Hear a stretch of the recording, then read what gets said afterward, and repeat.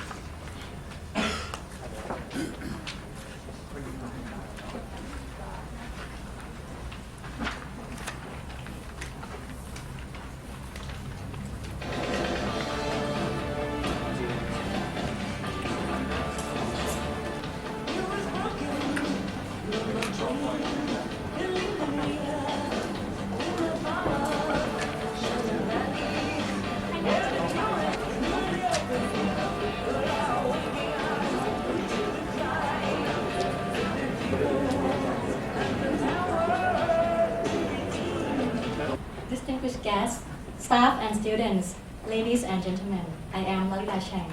And I am Ciechanover. On behalf we are being the MC for today's Nobel Laureate lecture.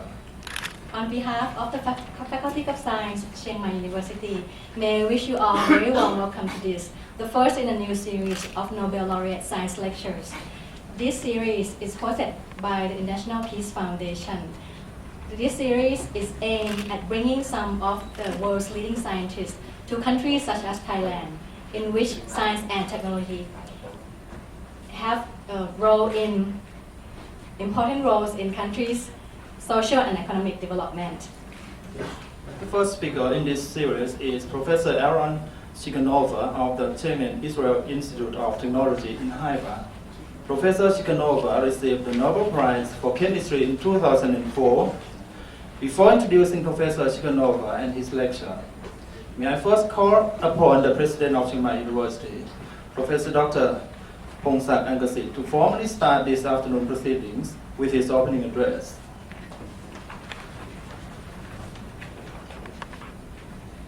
Good afternoon, Professor Ciechanover, His Excellency Mr. Ishaq Shaham, Ambassador of Israel to Thailand, Mr. Christian Prof. Schaffer, the representative from International Peace Foundation, Vice President, Deans of the Faculty of Science, academic, colleague, distinguished guests, students, ladies and gentlemen. On behalf of Chiang Mai University, I would like to extend our warm welcome all of you who have come from abroad, from Bangkok, and from other provinces in Thailand, as well as some from the provinciality of Chiang Mai and remote hills elsewhere.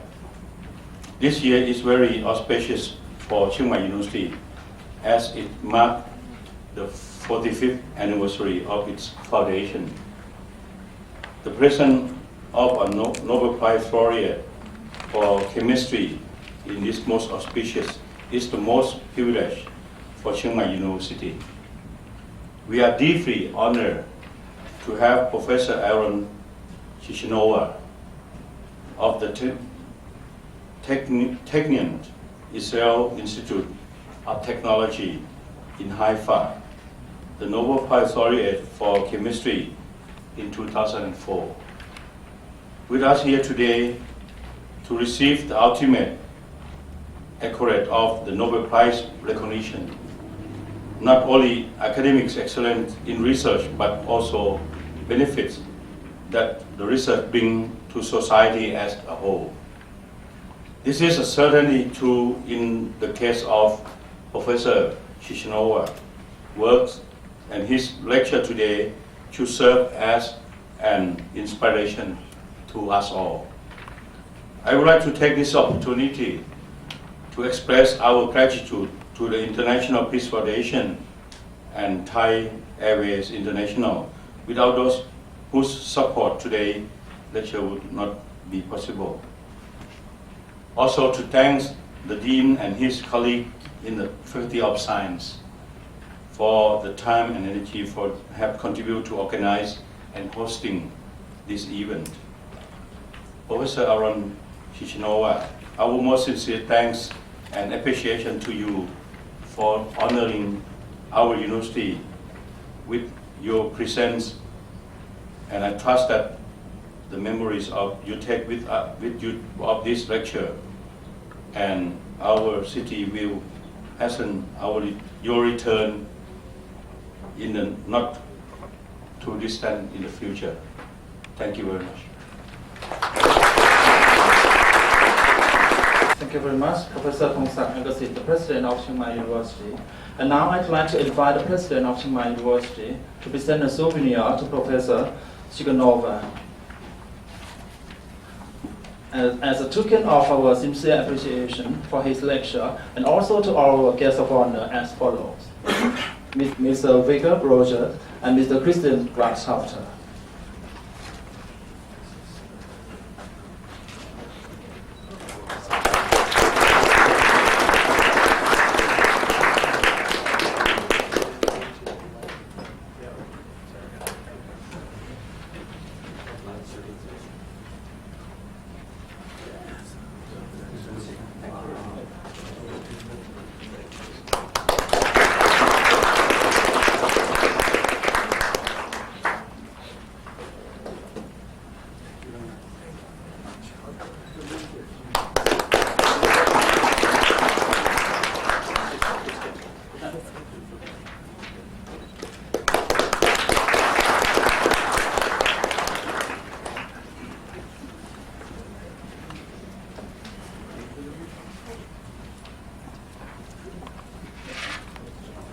Thank you very much for presenting the souvenir.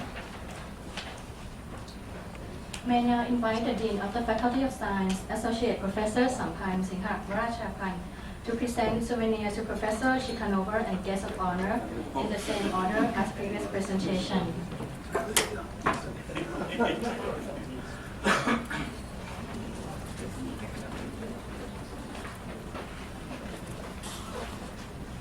Professor Ciechanover.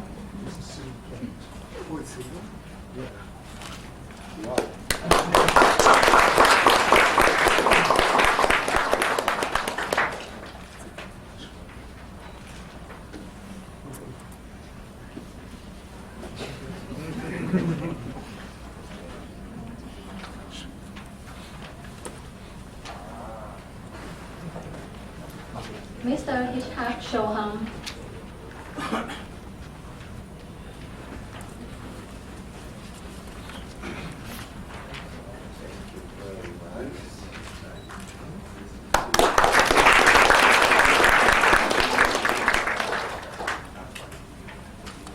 Mr. Shamika Roger.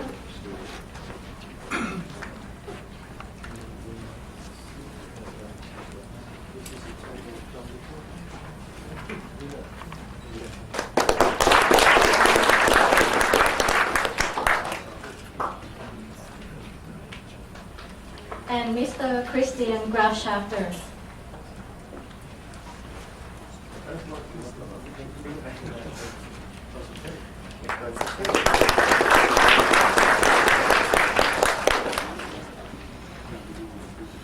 May I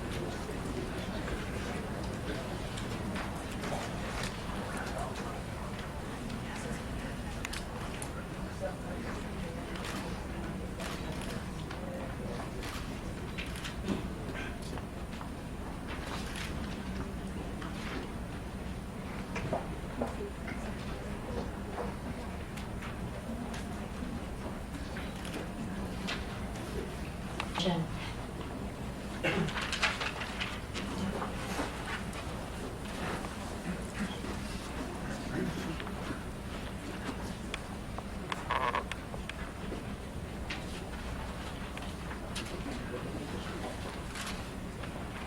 สวัสดีครับ and welcome to the third ASEAN event series, Bridges, Dialogues Towards a Culture of Peace. Bridges is facilitated by the International Peace Foundation, a non-political and non-religious foundation under the common patronage of 21 Nobel Peace Prize laureates based in Vienna. The events are hosted in cooperation with various local partners, including some of the country's major universities. I thank Chiang Mai University for hosting our event today. Starting this November 2009, Bridges will be continuously held in Thailand, Cambodia and the Philippines until April 2010, involving the participation of Nobel laureates and other eminent keynote speakers.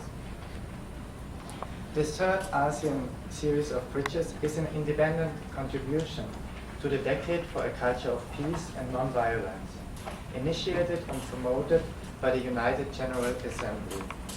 It follows the series of 350 Bridges events which the International Peace Foundation has already hosted in Thailand, the Philippines and Malaysia since 2003. 35 Nobel laureates as well as 13 other keynote speakers and artists, including Dr. Hans Blix, Dame Anita Roddick, the Reverend Jesse Jackson, Vanessa May, Jesse Norman and Dr. James Watson participated in these events. In Thailand, they were presided over by Her Majesty the Queen Sirikit and Her Royal Highness Crown Princess Mahashakti Sirimtron, and reached an audience of 120,000 participants. As peace cannot be achieved instantly, but is a process which needs time, Bridges has not been organized as a single conference, but as an ongoing series of events in which Nobel laureates and international decision makers have built strong bridges with leaders in all parts of society and with the general public. With the basis of peace being education and synergies being the fruits of cooperation, the International Peace Foundation hasn't realized Bridges alone, but has carried out the program together with UNESCO and 102 other national and international institutions, including 54 major universities and schools. The multidisciplinary and pluralistic approach of Bridges reflects that peace involves all parts of society. It involves awareness and social responsibility of politicians, the business community, scientists, artists, and the media. And since peace within ourselves, our families, and our environment starts in our minds and in our hearts, it involves every one of us. In this sense, Bridges challenges us to cross borders and to build bridges by listening and opening up to other viewpoints. by generating new thoughts, by developing innovative forms of cooperations, and by fulfilling the desire of everyone to get to know and to learn from each other. This can lead us to a world in which we will be able to understand each other and the complexities we face today in a new light. A globalized world needs broad strategies for change to secure a sustainable future for us and the next generations to come. Let us be inspired by the knowledge and the wisdom that Bridges continues to offer, an opportunity to get a more inclusive, interconnected, and comprehensive view of ourselves and the world in which we live, and which are able to create anew constantly through dialogues towards a culture of peace, which need the participation of everyone. I thank Professor Aaron Ciechanover, the 2004 Nobel Prize for Chemistry, who has agreed to come to Thailand again to support the event. We now look forward to his keynote speech and to his important contribution to build bridges. Welcome, Professor Ciechanover.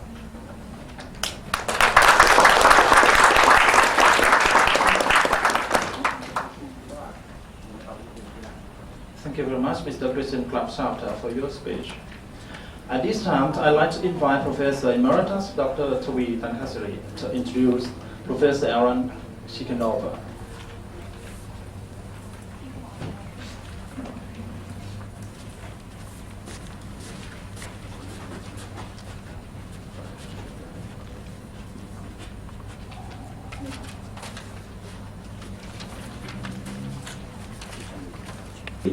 MC couple. His Excellency Mr. Ishak Chauhan, Professor Aaron Ciechanover, Mr. Christian Grafschafter, and Mr. Vika Rocher, President, Vice Presidents, Dean, distinguished guests, ladies and gentlemen. I feel very much honored to have an opportunity to give a brief introduction of Professor Aaron Ciechanover, the Nobel Prize winner in Chemistry 2004. We are very fortunate that Professor Ciechanover can spare his valuable time to coming here to give us a lecture today. Professor Ciechanover received his MSc and MD degree in 1970 and 1975 in medical science at the Faculty of Natural Science and the Department of Biochemistry, Hadassah and the Hebrew University School of Medicine, Jerusalem, Israel. He then received a DSc in 1981 from the Faculty of Medicine, Technion, Israel Institute of Technology, Haifa, Israel.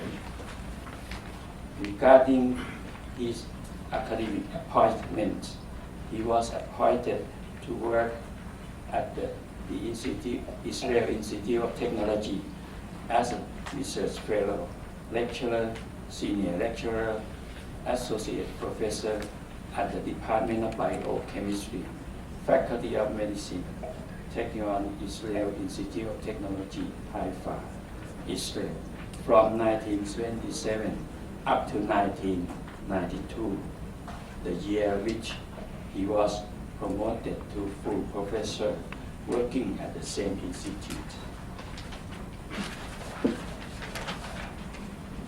During this time, he also served as a director in the Rappaport Family Institute for Research in the Medical Science, Technion, Israel Institute of Technology, Israel.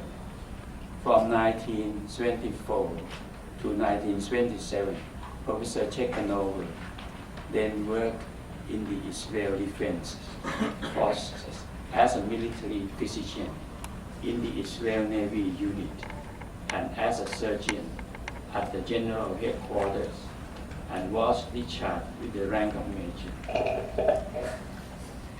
At Actually, he told me he actually left Lieutenant Colonel. Correct me if I'm wrong. During his time at the Institute, he was invited as a visiting scientist and professor to many universities, including the Karolinska Institute, Stockholm, City University of Osaka, School of Medicine, Osaka, and Rockefeller University, New York, and many, many more. Ladies and gentlemen, Professor Ciechanover and his team have carried out many important and useful studies. Some of their work lead to an improved understanding of the biochemical processes of proteins, the control of these protein cell cycles, and the deficiency of the systems which can lead to many diseases, including cancer.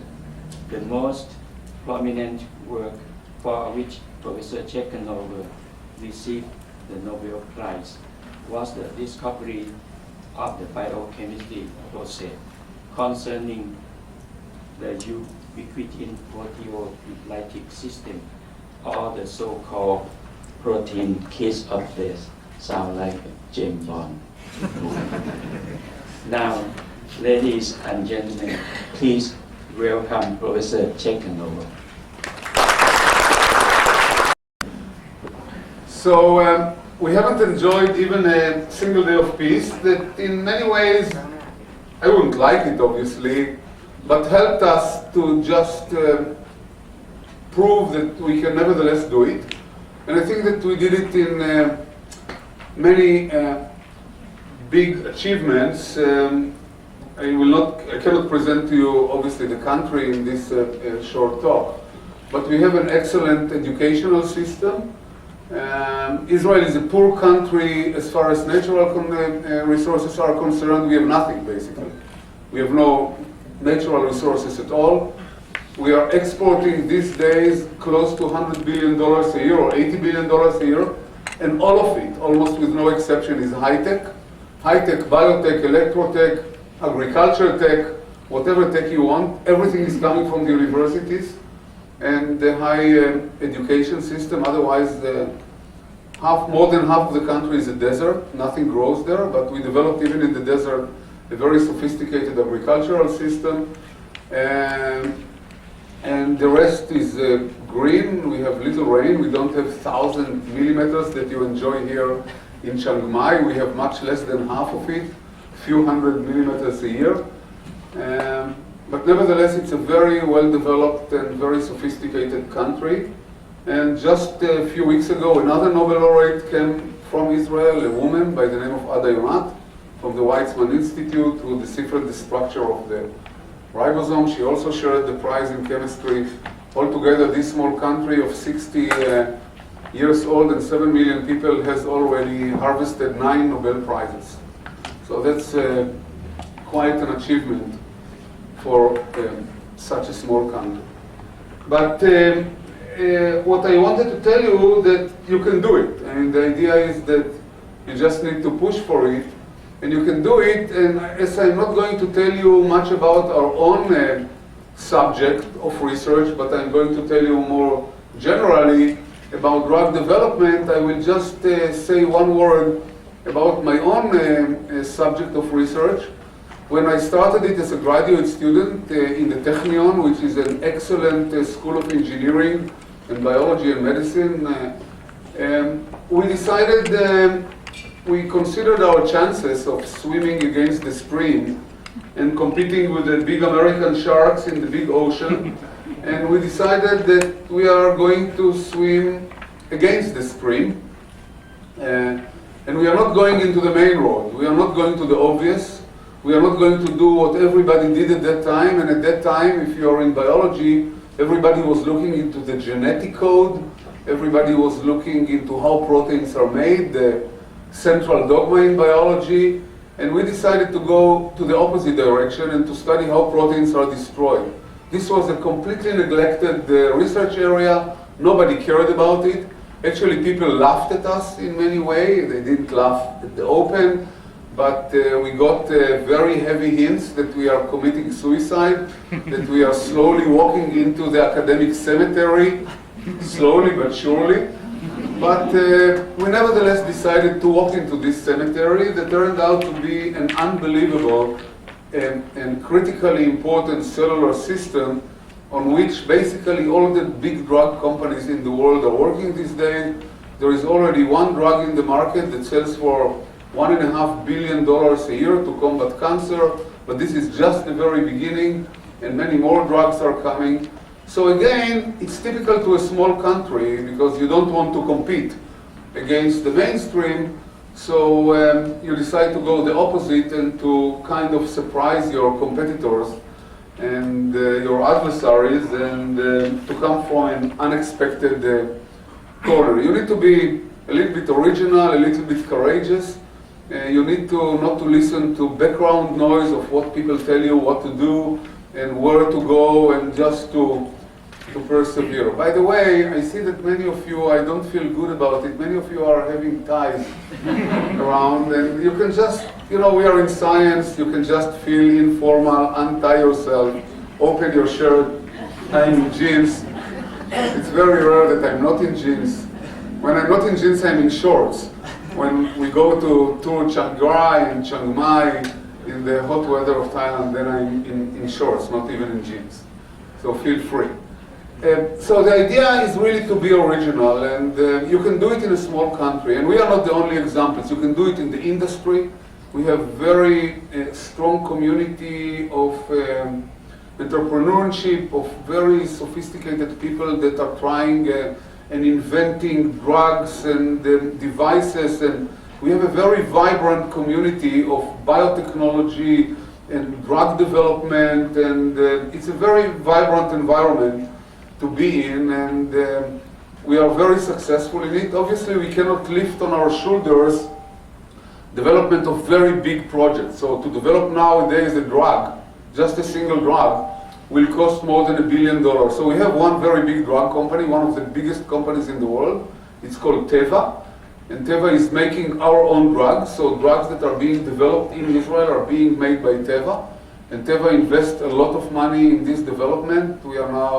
There is one drug against multiple sclerosis, which is a neurodegenerative diseases, a very successful one. A new drug came to the market for Parkinson's disease. It was invented in our own medical school.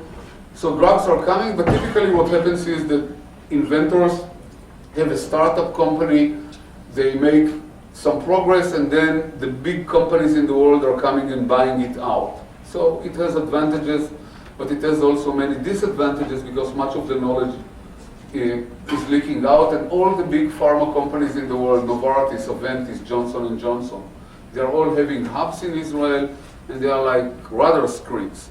They're going from a university to university, from an institute to an institute, and are hunting for ideas. So that's a little bit of a brief. You can still hear me? Or? Yeah. Yes. So this is a little bit of an introduction, and what I want to do now is to take you into the subject of my talk, and basically it's a talk that I prepared to share with you some thoughts about where we are nowadays in drug development. It's something that I'm a physician by education. I did come from chemistry. I'm not a chemist. I never got any formal education in chemistry. I'm a medical doctor, and as a matter of fact, I was trained partially as a surgeon. So I spent several good years in the operating theater, and then I decided to do a PhD and then continue in science. So we are in Haifa, which is a small city of 250,000 people in the north part of Israel. Israel, by the way, is across sitting on the very east shore of the Mediterranean Sea. We are about 10 hours direct flight from Bangkok. And the city is beautiful. You see it's in the bay. You can see here the bay over here. And the Baha'i people that were persecuted in Iran, they have their own religious and their own belief, which is in many ways secretive, smuggled their leader and buried him in Haifa. So in two cities actually. One of the leaders is being buried in Haifa, the other one in city which is north of Haifa, and they built a beautiful golden dome on top of the burial place, and you see that they built also beautiful gardens, probably some of the nicest gardens in the world, and from everywhere in the city you can see the gardens. This is a night view of the gardens from below. This is our medical school. It's a very sophisticated medical school. The medical school is one of the 22 faculties of the university, but the medical school is not in the university campus. It's physically away because we build medical schools near the hospital. There is a big hospital here of 1,000 beds. This is a little bit of an old picture. We are now expanding it, and we are building here a huge construction, children's hospital, department of bone marrow transplantation, cardiovascular hospital. So the whole area is now under major construction. And this is the medical school that, as I said, is one of 22 faculties in the universities, but it's away from the main campus because we wanted medical students to be close to the teaching hospital. Okay, so what I want to share with you is not a structured lecture, but are some views on drugs, where we were in drugs 50 years ago, where we are today, and where we are headed. I called it the third revolution, which means that there was the first revolution and the second revolution. So in the 21st century, drug discovery and biomedical in the 21st century, I called it the third revolution. But before we go into the third revolution, let's see what's going on in the first and second revolution. Now, when we are talking about drugs, the history of drugs is as history and as ancient as the history of human beings. The old Greeks and the Egyptians and the Chinese, they all used drugs. But it's only in the 20th century that we started to use drug in a scientific way. You know, in China, the traditional Chinese medicine, the barefoot doctor, and in Egypt and in Rome and in Greek, it's the same. It was not science-based. People used herbs. They heard that some herb can do something, so they used it, but it was not scientifically based. We didn't know what are the active ingredients. We used mixtures.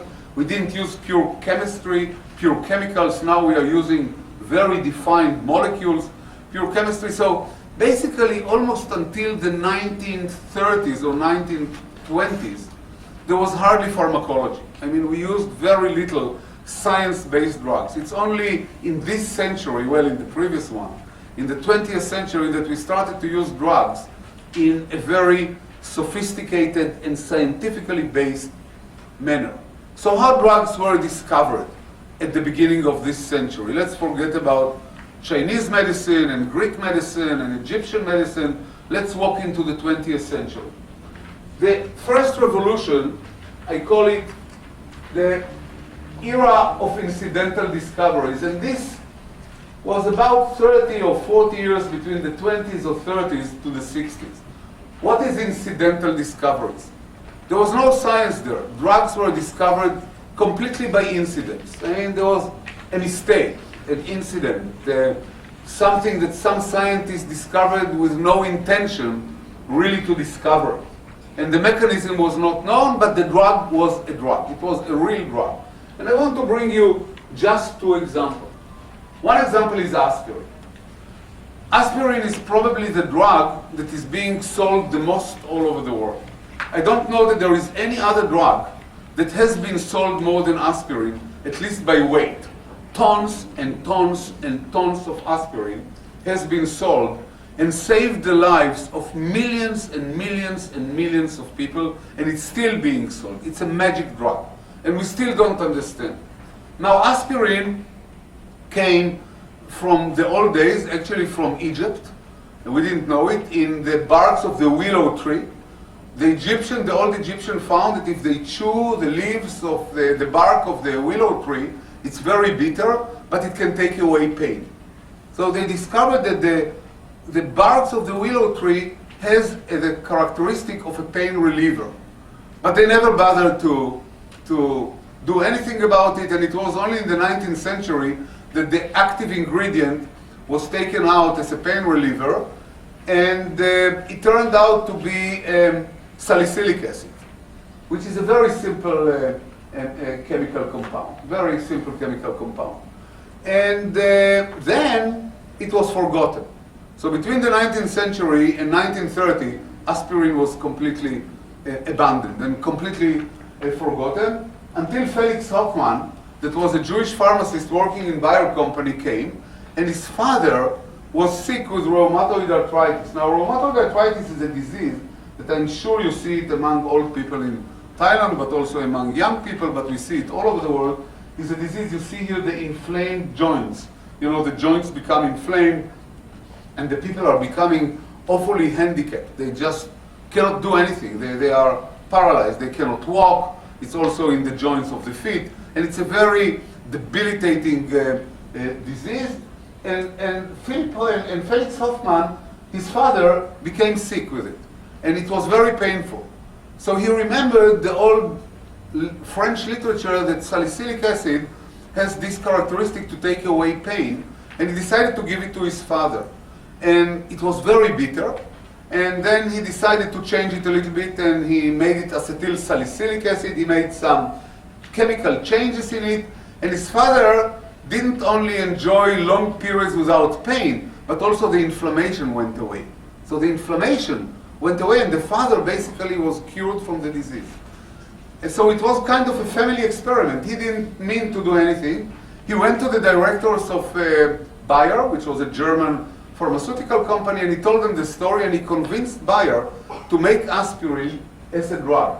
Now, Bayer became very rich because of this drug. Felix Hoffmann himself actually was fired during the Nazi time because he was Jewish. He didn't enjoy any patents, royalties, nothing, and Bayer became very rich due to the sales of aspirin. Now, aspirin, during the years, people learned that aspirin has many other characteristics. For example, it can prevent heart attacks. You see this patient, he looks like Clinton. Clinton actually had a heart attack, and he was operated in New York. But this is not Clinton, I assume. What aspirin is doing, it prevents aggregation of platelets, which are generating the blood clot in the coronary, in the arteries of the heart.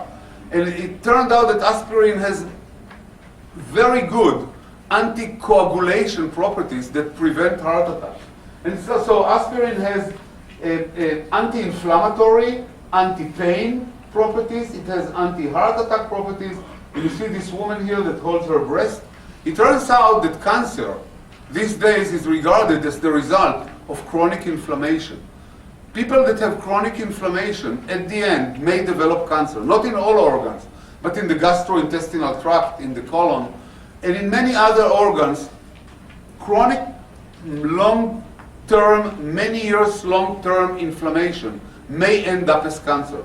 Since aspirin can prevent inflammation, it turned out that aspirin is also a very strong anti-cancerous drug. And people are now all over the world, and I'm sure that also in Thailand, are consuming aspirins in large amounts. People that have heart attacks in order to prevent the second one. There are people that didn't have heart attack and just take aspirin in order to prevent even the first heart attack. And aspirin is being sold still these days in tons. What is the lesson here? The lesson here, that there is no lesson, because it was a complete incident. Let's go to the first revolution.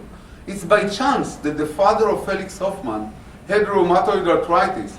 And Felix Hoffmann remembered the old literature, the Egyptian literature, and the old 19th century literature, that his father had a disease. And he decided, he was a chemist in a pharmaceutical company, to take something and to try it on his father. He treated his father personally. There was no drug. He gave his father, at his own risk, something that he made in the laboratory. And only then, once it was successful, he went to the company to make it a drug. So this was a complete incident. Complete incident. And if Felix Hoffmann wouldn't have come to the world, and if his father wouldn't have been sick, I'm sure that aspirin would have taken many more years. Let me take you to one more example, which is even more striking. And this is the development of antibiotics. Penicillin was the first antibiotic to be discovered. Complete incidents, actually an accident, not even an incident. So Sir Alexander Fleming, who won the Nobel Prize for the discovery of the penicillin, what he did is the following. he worked on bacteria and on fungi, but mostly on bacteria. And you know that antibiotics are materials that are secreted mostly by fungi in order to prevent the growth of bacteria. So this is a defense mechanism of the fungi against the bacteria. And Sir Alexander Fleming was studying bacteria. You can see here this white smear for those of you that are in the laboratory that grow bacteria on agar dishes. This is a very famous dish. And you see here is the bacteria. It's written here. Here is the bacteria. And they are growing on a very rich nutrient medium. And this dish should have been covered and put in the refrigerator in order to prevent the further growth of the bacteria once it's covered. Alexander Fleming somehow forgot the dish on the table, and he also forgot to cover it. Because he forgot to cover it, there was a fungi that fell, a single cell of fungi that fell on the dish and started to grow. When he came after a few days, he noted that the dish was left on the table, and it was left without a cover. And then what he saw the bacteria here, which he himself seeded, but he saw also the fungi, the penicillium colony, that grew by itself. But what he noted with his eyes, that around the fungi, there was a halo, that bacteria couldn't grow. There was an area, a border area, like the demilitarizing zone between North Korea and South Korea. You know, this 2 miles band. So he saw that there is an area here between the fungi and the bacteria that no bacteria grow. And he said, how can it be? Why the bacteria don't go all the way to the border? So he thought that the fungi secrete something, and this something prevents the bacteria from growing. So this was an accident. He didn't mean to leave the dish on the table. He didn't mean to leave the dish uncovered. He was just a little bit disarrayed, forgot it, and went home. Several days later, he came, and a new era started in medicine. For this accident, he got the Nobel Prize. Because he extracted from here penicillin, and penicillin really changed our lives completely. Penicillin really brought us if you think about human life in the 20th century, in Thailand, people are living like, in most Western countries, the average lifespan is what, 78 for men, 76, 80 for women, like any other Western country. But at the beginning of the century, 100 years ago, people lived only 50 years, or 45 years. People died of infections. And during this century, we learned to use antibiotics. With antibiotics, we were daring also to go to the operating theater. We can now open patients, and if they get infected, we treat them with antibiotics. We learned about sterility, we learned about sewage system, we learned about clean water, and the antibiotics really pushed the lifespan and our new lifestyle in modern society tremendously. So it's not only the antibiotics, it's what they brought with it. They pushed medicine, they pushed surgery, they pushed sterility, they pushed a whole lot of technologies around them that really pushed and doubled almost the lifespan of human beings along the century. Complete accident. Let's forget about this one and go to the second generation, to the second revolution. So the first revolution, I call it, was the revolution of coincidence. Nothing systematic. The second revolution is already more planned one, but it's not an intelligent one. This is where we are currently. We are exiting it now, but we are still at the sunset of the second revolution, and I call it the high throughput brute force screening of large libraries of chemical compounds. Those of you that are in chemistry understand exactly what I talk. Let's say that I want to discover a new anti-cancer drug. I take cells, cancer cells in the dish, and I take million dishes, 10 million dishes, and on each dish I put one material, a complete artificial library. I don't know even what I put. You can buy for several $100,000, you can buy 100,000 compounds, million compounds, as much as you want. And these are all random chemical, typically organic chemical materials, and you can put one by one by one by one by one until you see a dish on which the cells, the cancer cells, don't grow. You didn't design anything, you didn't plan anything. We call it high throughput brute force screening. We just screen, and let's say that I'm screening 1,000,000 compounds. Out of the 1,000,000 compounds, I find 1,000 compounds that have anti-cancerous ability. Then I take this 1,000, put them into animals. Another 900 collapse because of toxicity, because they don't work in the animal. I take the 100, go to human beings. Another 90 collapse. I remain with 10. The 10 have side effects, and then at the end I remain with 1, hopefully. So that's how we go from 1,000,000 to 100 to 10 to 1. But there is no design here. It's just, again, brute force. I mean, we are not doing anything that we plan, but there is no other way to do it. Chemistry is really a very well-developed profession these days, especially in the 20th century. People develop, the synthetic organic chemists can do miracles. They can synthesize anything you want. And they really synthesize millions of compounds, and the hope was that one of them, by chance, by random, will do it, and we just look for it. So this is one approach. I want to bring you one example of this before I go to more modern biology. And this has to do not with cancer, but rather with cholesterol. You know, the Western world is sick with cholesterol. We are eating eggs. We like chicken, so we eat eggs, and eggs have a lot of cholesterol. Thailand is also contaminated with McDonald's. I don't know why did you bring McDonald's to Thailand? The Thai food is not good enough for you? You needed this American junk or what? But we are really feeding ourselves with bad food. And in the Western world, heart attacks and cardiovascular diseases and atherosclerosis and diabetes are major, major problems.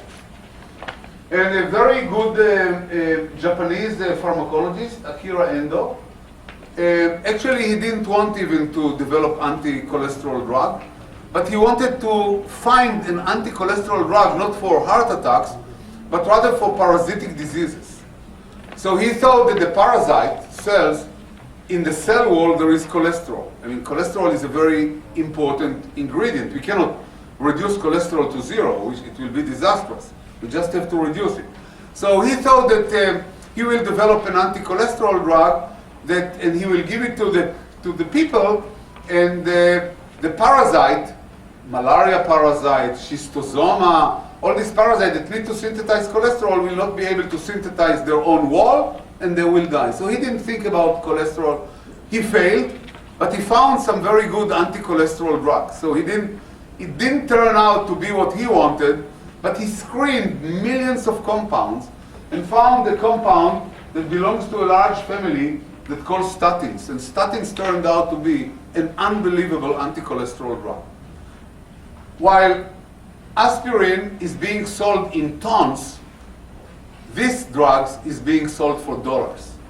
So they are not selling it in tons, but they are selling it in billions of dollars. Aspirin costs nothing. I mean, everybody can make aspirin in the basement, and the patent is over. Statins is the best-seller drugs as far as dollars are concerned to nowadays. There is not any other drug that has been sold for more dollars than statins.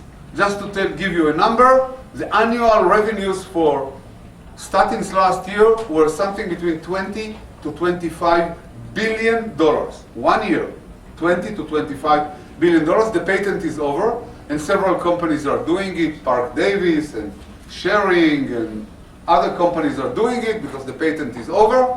But the overall sales, even now when there is no patent, are more than $20 billion a year, and it will grow. It's just cranking on because more people are aware to the cholesterol problem. And what statins are doing, they are preventing the precipitation of cholesterol in the coronary arteries that provide blood to the heart. So typically what happens is that the heart, like any other organ in the body, gets its own blood supply, and the heart vessels are occluded with cholesterol. You can see it here. It grows and grows and grows and grows until it occludes the lumen, and then there is a heart attack, and the statins will inhibit the synthesis of cholesterol and will lead to stop and even to dissolution of the atheromatotic process. This is clearly not Clinton, but it's the same disease. It's heart attack.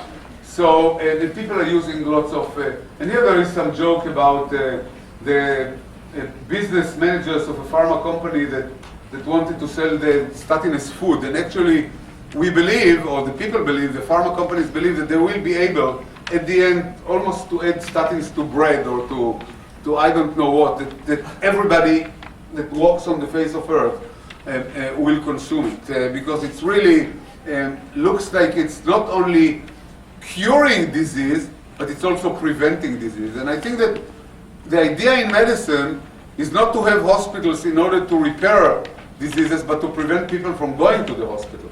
This will be a much better philosophy for medicine than to first have a disease and then to cure it. And it looks like the statins are belonging to a group of drugs that are preventing diseases rather than curing diseases. And this is a very important development, though it will require that many more people will take it. Because drugs that are consumed by sick people, the market is typically much smaller than drugs that will be consumed by the entire population in order to prevent diseases. But we shall not discuss it.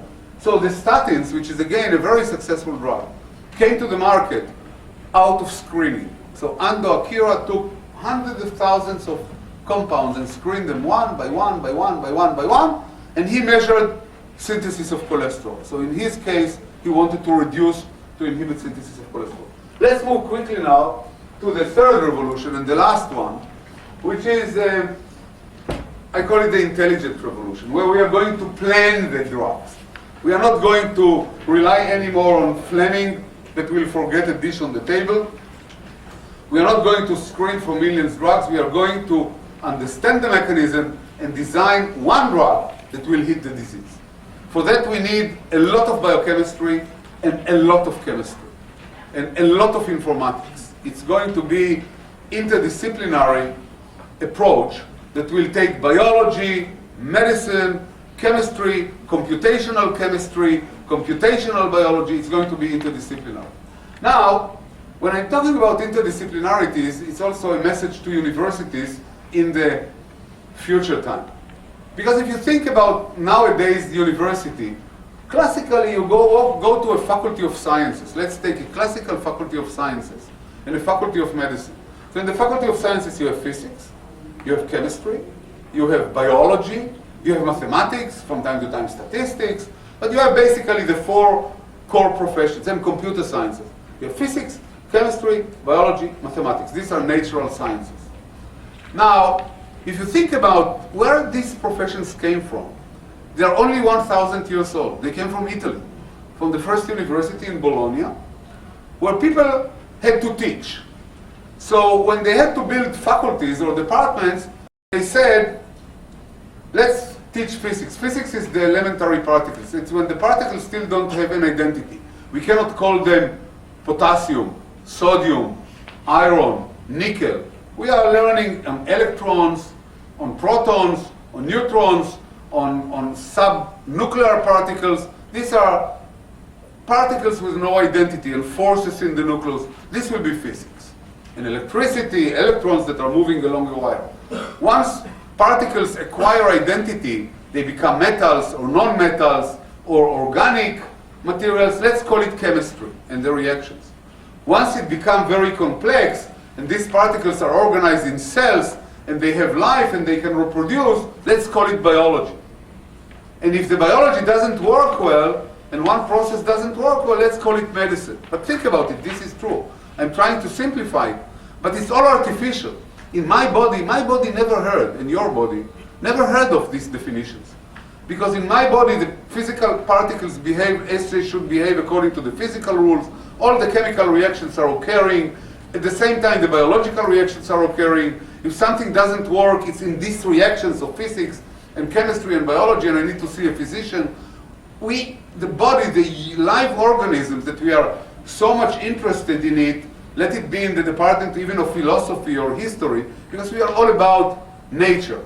What we are studying even the departments of liberal arts, when we are studying law, and we are studying economy, or basically studying human behavior. I mean, after all, we are studying ourselves. All the universities in the world are aimed at studying ourselves and our universe, our environment. The environment and ourselves are one unit. physics, chemistry, biology are all artificial layers that people invented in order to teach, for the convenience of teaching. But they have no meaning at all. They are completely meaningless as far as the real organism is concerned. The real organism never heard of this layering. And therefore, if you think about chemistry today, there is organic chemistry, inorganic chemistry, agricultural chemistry, environmental chemistry. I mean, these are all something that we make for ourselves in order to define fields. But as far as the universe is concerned, it's meaningless. And the new era will require reunification of artificially split fields. And I'm telling you where it goes, and you see that it goes deep into the public. And you see here, these are two, I didn't make it, these are two covers of Time magazines from recent years. You see this, the man and the woman, and now we start to understand this helix, which is called the DNA, obviously, you all recognize it. And we develop drugs of the future according to the DNA, the information that is embedded in our own genetic repertoire. And you see, this is just, I just went into the internet for 5 minutes and I scanned the cover pages of Time and they popped up. And you look on the Time in Medicine and you'll see 50 different cover pages of Time magazine from recent years. Now, the problem of medicine today, if you think about it, is medicine today is like a pajama. Now, what is a pajama? I don't know whether in Thailand you use pajamas, but in a little bit more cold countries you use pajamas. Pajama is not like a tailor-made suit. You know, if you are having you want to dress yourself nice, you're going to the tailor and he really tailors for you a suit that sits perfectly well. Pajama, there are 3 sizes, maybe small, medium, large. And there is a rubber band and it fits. And we call, or hat. I mean, we buy a hat. If you go to the sun, we go to trekking the mountain, we buy a hat. If the hat is a little bit bigger, a little bit smaller, doesn't matter. We put a rope around our neck and we can go away.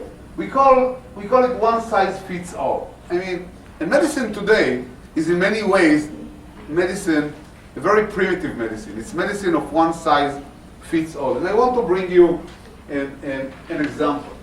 Let's take a population of patients that all have the same disease. Let's say that it's men. You see here maybe 10 men. Some women are here, but let's say that they are men. And these men have prostate cancer, or they have stomach cancer, or a woman with breast cancer. It doesn't matter. And we start to treat them. After 2 or 3 years, we see that most of the patients responded to the treatment. You see, we make a nice checkpoint here. But some of the patients, the blue, the green one, responded this and this and this and this. But the blue one and the yellow one didn't respond. You see, there is an X here. Non-responders, it's writing here, versus responders. We treated them all the same. But these people responded, and these people didn't respond. But they came with the same disease. So how can it be that some responded and some didn't respond? That means that they didn't have the same disease. We thought that they have the same disease because we didn't have the way to make a distinction. So the prostate cancer that this yellow patient had was not at all similar to the prostate cancer that this patient had, because if this patient responded to a drug or to irradiation and this patient didn't respond, that means that this patient and this patient did not have the same disease. Molecularly, at the molecular level, they didn't have the same disease. And our aim is really to understand this one and to understand this one. And the secret is in the DNA composition of the two of them. For now, we still don't have access to the DNA. We say, oh, you have a tumor in your prostate or in your breast, we feel it, or whatever disease, and our tools of resolution for now are not sharp enough in order to make the distinction at that stage between the responders and non-responders. It's only post factum, after 5 years, that we can make the distinction. But for these people, it's too late. They are dead. They are dead. Or they are more sick than they were. Because we treated them the same, but it was unjustified to treat these people with the same treatment as this. These people should get different treatment that fits their disease.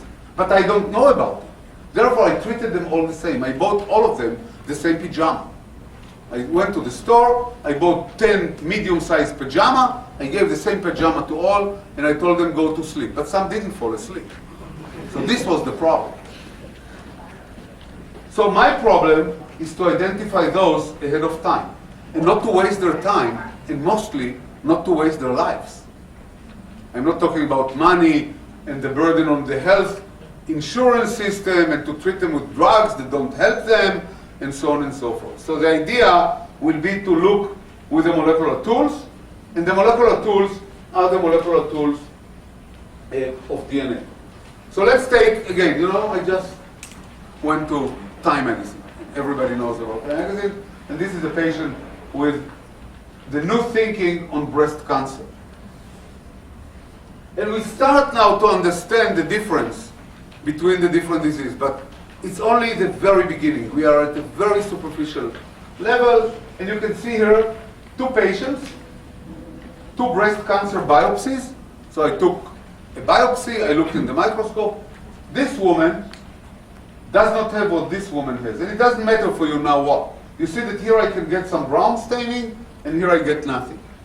This woman has in the breast cancer an estrogen receptor, and this woman does not, because here I can stain it for the estrogen receptor, here I cannot. This woman I can treat with a drug that is called tamoxifen, which is an anti-estrogen receptor, and she will be cured. This woman, if I give her tamoxifen, nothing will happen, because she has no estrogen receptor, so why to give her anti-estrogen receptor? You cannot give something anti if you don't have the pro. You can give the anti if you have the pro, but why to give the anti if you don't have the pro? So if I take these 2 women and treat both of them with tamoxifen, one will die because I waste her time, I don't treat her rightly, and nothing will happen to her. And this one will survive, because here the tamoxifen will suppress the... I call this personalized medicine. You see, I call it personalized medicine. I personally personalize the medicine. I fit it into the need of this woman. And this one, I have to find something else.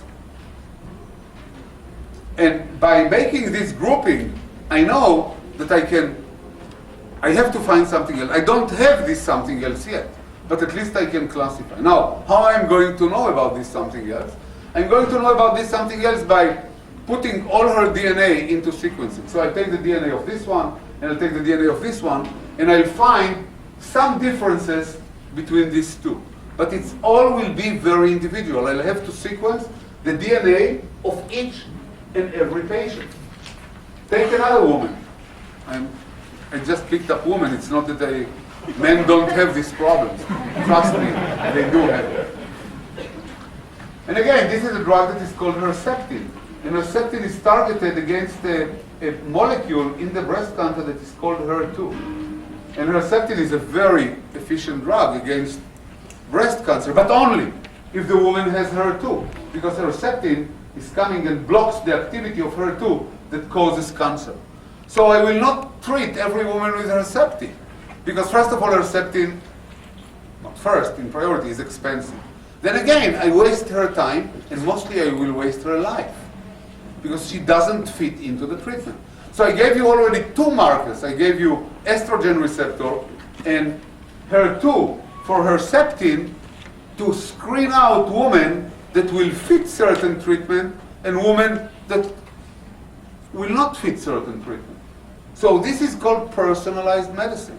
But in order to get the ultimate picture, the complete landscape, I need to do a full sequence of the DNA. I need to understand the DNA. As you see, cancer drugs are being treated.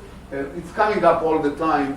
I don't have the time to go. And another one, you see here a brain tumor for a patient that can be treated. It's called IRISA. And it's coming on and on and on. I don't want to go into it. But the idea will be to take the entire human chromosomes, every piece of DNA of every one of us, and sequence it, so I will learn the differences between sick patient and healthy patient, and the differences can be used later on as drug targets. The idea is to take 1 million healthy patients and million women with breast cancer, and million, well, I'm just saying, and with prostate cancer, and stomach cancer, and brain tumors, and inflammatory disease, and to understand the differences, because there must be a difference, and to classify them, and to develop drugs that are specifically fitted. So now a patient will come to the clinic, I will take the DNA, I'll sequence it, and I say, this patient should take drug A, and this patient should take drug B, and drug C, and drug D, and drug E, and so on and so forth. So it will be much more sophisticated. But this all will be planned. It won't be incidental anymore. It will not be based on brute force screening. It will be planned. So we shall need, you see here, the human beings with all the DNA, and we are going to, in our hands, we are going to know all this information of the DNA, and to sequence it, and to learn its structure, and to do it. So this is the nice part of the story. But the unnice part of the story is the information that is behind it. And this elicits lots of problems, and I'm going to end up my talk by just telling you in a few minutes about the problems that are elicited with this information. So you say, what's about it?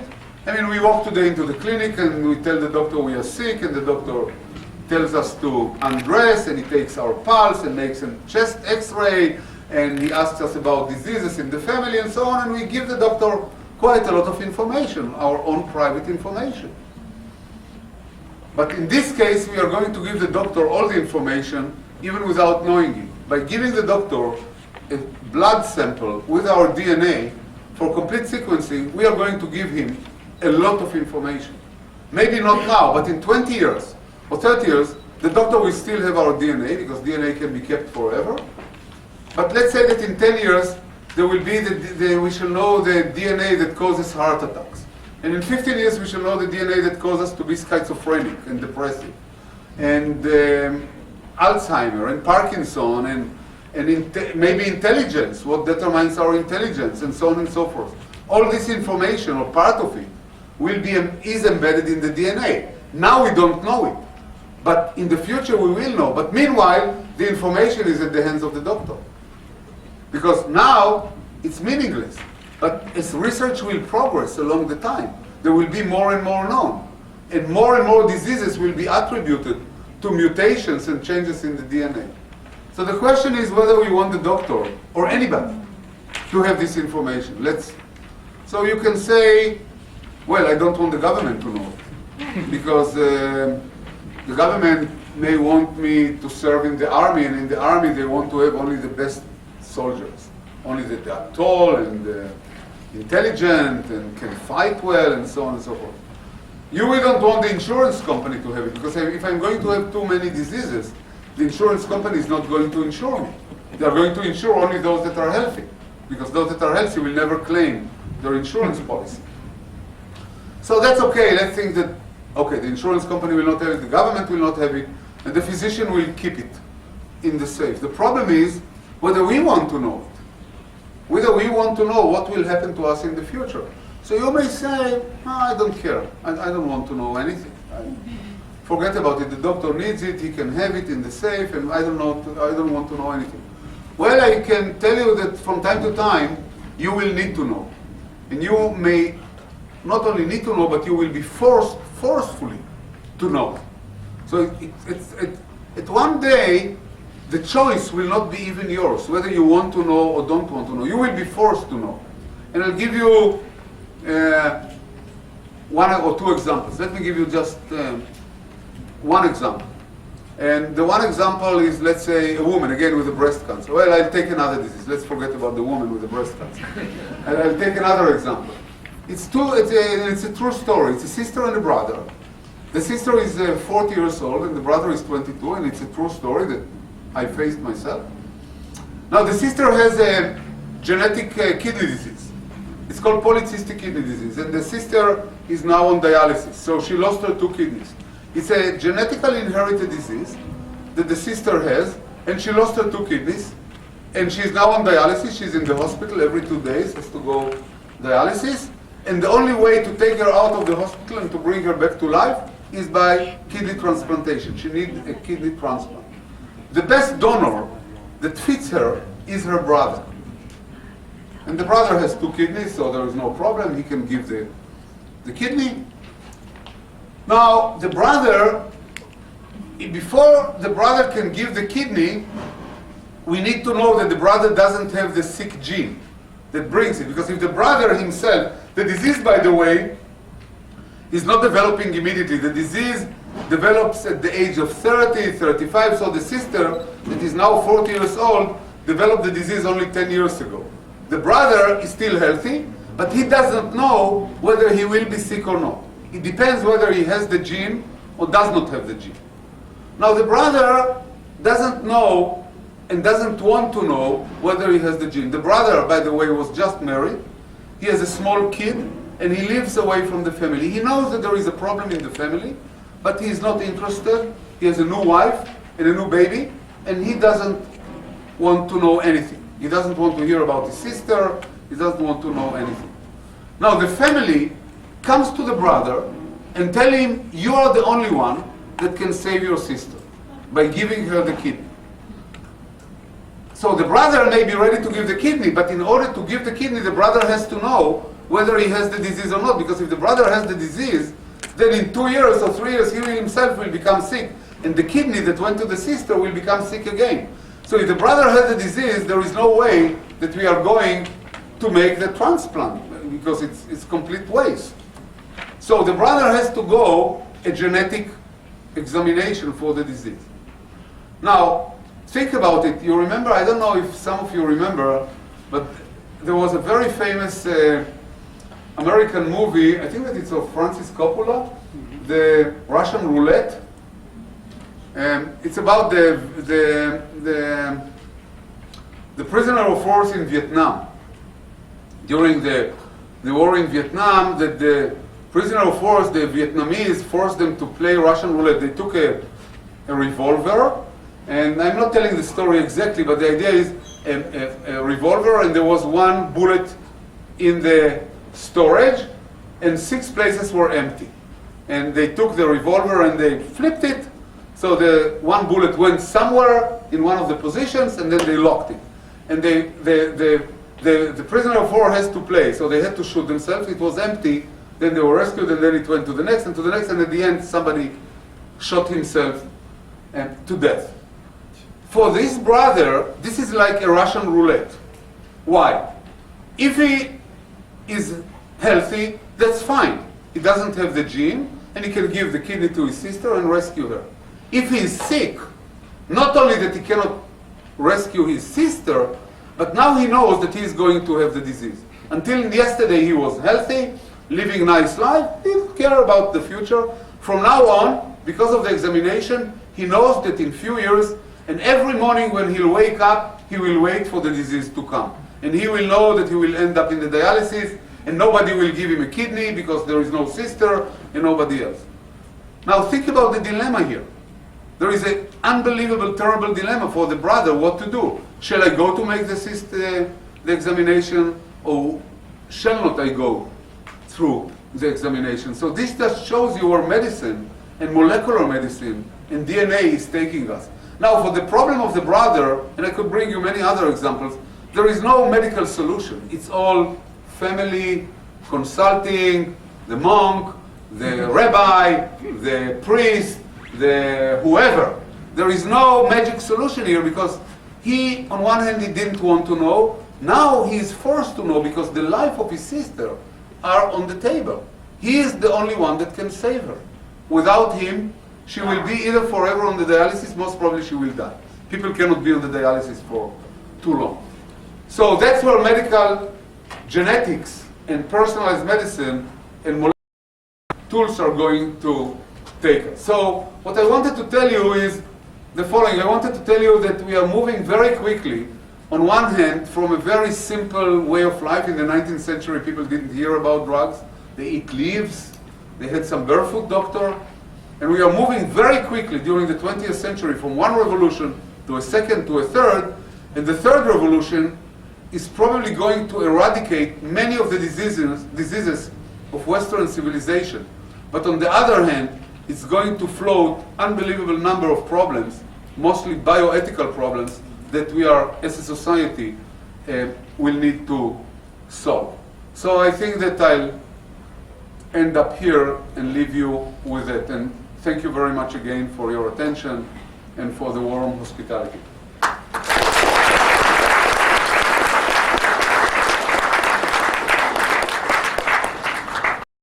ประวัติของอาจารย์ว่าอาจารย์มาจากประเทศอิสราเอลนะคะซึ่งเป็นประเทศที่สวยงามแล้วก็น่าอยู่มากแต่ยังคงต้องต่อสู้เพื่ออิสรภาพนะคะหรือสันติภาพนะคะแล้วก็มีระบบการศึกษาที่ดีนะคะถึงแม้จะไม่มีทรัพยากรมากนักแต่ก็มีทรัพยากรเป็นเทคโนโลยีนะคะแล้วก็มีผู้รับรางวัลโนเบลอยู่หลายท่านนะคะแล้วอาจารย์ก็ให้กำลังใจว่าประเทศเล็กๆนะคะก็สามารถที่จะทำวิจัยได้เช่นเดียวกันนะคะเพียงแต่ว่าบางครั้งอาจจะต้องมีการทำสวนกระแสบ้างหรือว่ามีความคิดสร้างสรรค์และความเป็นตัวของตัวเองด้วยนะคะหลังจากนั้นอาจารย์ก็ได้เข้าสู่เรื่องของการบรรยายนะคะอาจารย์ก็ได้พูดถึงการค้นพบยาและงานวิจัยทางชีวแพทย์ในศตวรรษที่ 21 นะคะว่าเป็นการปฏิรูปครั้งที่ 3 นะคะอาจารย์ก็ได้เล่าว่าการปฏิรูปครั้งที่1เนี่ยนะคะเป็นเรื่องของความบังเอิญแล้วก็นำไปสู่การค้นพบนะคะและอาจารย์ก็ได้ยกตัวอย่างของยาที่ชื่อแอสไพรินนะคะซึ่งตอนแรกก็ใช้เป็นยาระงับอาการปวดธรรมดานะคะแต่ภายหลังก็ได้มาใช้ในการที่จะไม่ให้เลือดแข็งตัวนะคะเสร็จแล้วก็พูดถึงเรื่องของเพนิซิลลินซึ่งเป็นยาปฏิชีวนะนะคะซึ่งต่อมาก็ได้ช่วยเหลือชีวิตของผู้ป่วยมากมายทีเดียวนะคะในการปฏิรูปครั้งที่2นี่อาจารย์ก็ได้เข้าสู่เรื่องของการที่จะมีการออกแบบนะการทดลองมากขึ้นนะคะแต่นะคะยังเป็นเรื่องของการใช้แรงงานในห้องแลบที่จะต้องสกรีนหรือว่าตรวจหานะคะยาจำนวนมากนะคะแล้วก็มาดูซิว่าจะได้นำมาใช้ประโยชน์อย่างไรนะคะอาจารย์ก็ได้ยกตัวอย่างของยาชื่อสตาตินนะคะซึ่งได้ยับยั้งเอนไซม์ในวิถีของการสร้างคอเลสเตอรอลนะคะส่วนการปฏิรูปครั้งที่3เนี่ยได้เริ่มต้นตั้งแต่ปี 2000 นะคะก็เกิดในช่วงของการที่จะต้องมีการวางแผนมากขึ้นโดยที่นักวิทยาศาสตร์หรือนักวิจัยเนี่ยจะต้องรู้และเข้าใจกลไกของระบบก่อนนะคะแล้วนำข้อมูลนี้ไปออกแบบยาที่จะนำมาใช้แก้ปัญหาให้ตรงจุดมากขึ้นนะคะโดยที่จะต้องทำงานร่วมกันนะอาจารย์ก็ได้เน้นว่านะคะการทำงานร่วมกันระหว่างสาขาต่างๆนะคะก็จะทำให้ได้ผลลัพธ์ที่ดีแล้วก็รวดเร็วนะคะหลังจากนั้นก็ได้พูดถึงว่าในช่วงเวลาต่อมานี้นะคะสารพันธุกรรมหรือว่า DNA เนี่ยก็ได้ถูกนำมาใช้แก้ไขความบกพร่องนะคะในร่างกายของเราเนี่ยที่นำไปสู่อาการเจ็บป่วยนะคะแต่อย่างไรก็ตามในช่วงของศตวรรษที่เป็น 2000 เนี่ยนะคะปี 2000 เนี่ยนะคะก็ยังจะเป็นลักษณะของการรักษาที่แบ่งเป็นกลุ่มนะอาจารย์ก็ได้ยกตัวอย่างว่าจะมีเหมือนกับเสื้อผ้านะคะมีไซส์ small medium large หรือว่าเล็กกลางใหญ่นะคะยังเรียกว่าเป็นกลุ่มอยู่แต่ในอนาคตนี้นะคะก็จะเข้าสู่กลุ่มเป้าหมายมากขึ้นนะคะเนื่องจากว่าคนเราถึงแม้ว่าจะเป็นมนุษย์เหมือนกันแต่ก็จะมีความแตกต่างในระดับพันธุกรรมนะคะถึงแม้ว่าจะเป็นตัวของเซลล์มะเร็งเองนะคะต่างชนิดกันก็อาจจะตอบสนองต่อยาไม่เหมือนกันได้นะคะสุดท้ายนะคะอาจารย์ก็ได้ทิ้งท้ายเอาไว้ว่านะคะในปัจจุบันนี้เราทราบจีโนมของมนุษย์แล้วนะคะแล้วก็ทำให้การค้นพบยาต่างๆเนี่ยนะคะทำได้อย่างรวดเร็วมากขึ้นทีเดียวแต่นะคะก็มีสิ่งหนึ่งที่อาจารย์ฝากไว้ให้พวกเราคิดว่าในอนาคตนะคะที่ข้อมูลทางพันธุกรรมเนี่ยจะได้รับได้ง่ายมากขึ้นเนี่ยนะคะเราเองเนี่ยอยากจะบอกไหมอยากจะให้ศัลยแพทย์หรือว่านายแพทย์ต่างๆเนี่ยทราบข้อมูลทางพันธุกรรมของเราหมดเลยไหมนะคะแล้วมันจะมีความปลอดภัยแค่ไหนคะในเรื่องของการมีความปลอดภัยนะคะในเรื่องของความเป็นเอกลักษณ์ของเรานะคะว่าจะอยากรู้ไหมนะคะแล้วอย่างหนึ่งก็คืออาจารย์ได้ยกตัวอย่างเรื่องของการถ่ายโอนอวัยวะว่าเราอยากจะรู้ไหมว่าเราจะมีข้อมูลทางพันธุกรรมที่จะเหมือนกับอีกคนนึงหรือเปล่าสุดท้ายแล้วนะคะอาจารย์ก็ได้ฝากเอาไว้ว่านะคะก็ให้พวกเราเนี่ยช่วยกันทำงานวิจัยนะคะเพื่อที่จะนำไปสู่การค้นพบสิ่งใหม่ๆนะคะแล้วก็เพื่อเป็นประโยชน์ต่อสังคมต่อไปค่ะ